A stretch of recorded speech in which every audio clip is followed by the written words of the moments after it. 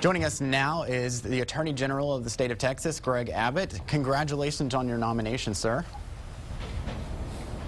Well, thank you, Josh. Last night was a very exciting night. We got to celebrate with people from across the state of Texas.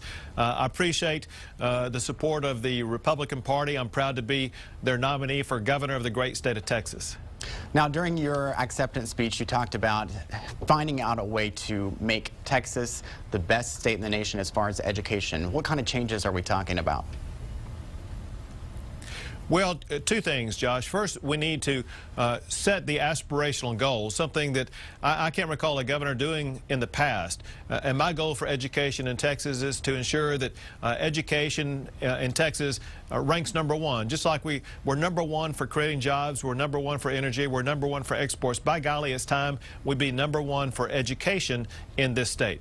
The second thing, though, to give you some of the more detail that we will be rolling out in vast detail in the coming months. But for one, we want to make sure that every single child in school is able to read at grade level by 3rd grade.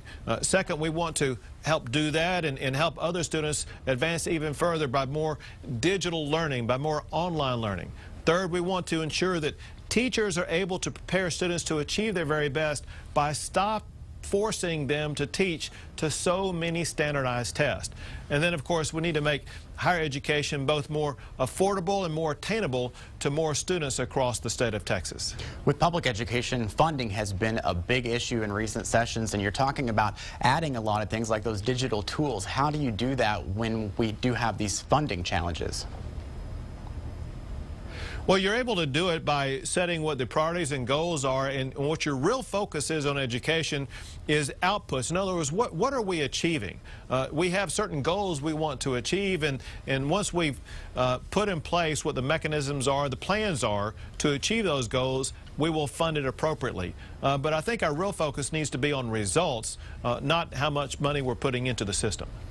You mentioned in your speech also that you wanted to see your wife become the first Hispanic First Lady of Texas. Do you feel like there is a lack of diversity when it comes to statewide leadership and the people that play politics here in Texas? Well, you do correctly mention when I'm elected governor, my wife will be the first Latina First Lady in the history of the state, and that's because I have been married into the Hispanic community for 32 years now. And we've seen in my family the exact same thing that we're seeing in the state of Texas, and that is my family is multicultural. The state of Texas is multicultural, and the reality is we are all one people. We're Texans. And I think that working together as Texans, it doesn't matter what your race is, what your background is, which sex you are. I think all of us working together, we can plan a future that's going to make everyone more prosperous, everyone have safer communities.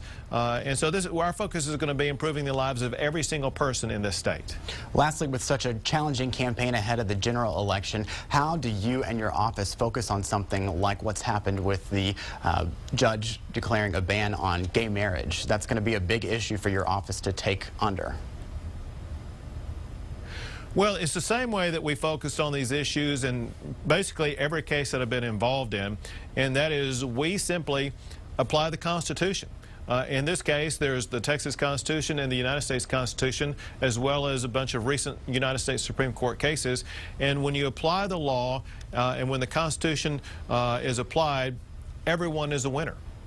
And who's the best person to take your job to carry on stuff like that? You've got Ken Paxton and Dan Branch going to both be in a runoff in May. And that's exactly the kind of question that is right for the voters of Texas to answer. And I think that the voters will get it right. All right. Well, thank you very much for being with us. I appreciate it. Good luck with the rest of your campaign. Thank you very much, Josh. And coming up, our political roundtable breaks down election night results and looks ahead to the May runoff. Morgan Smith from the Texas Tribune and Jim Henson from the Texas Politics Project when State of Texas In Depth returns.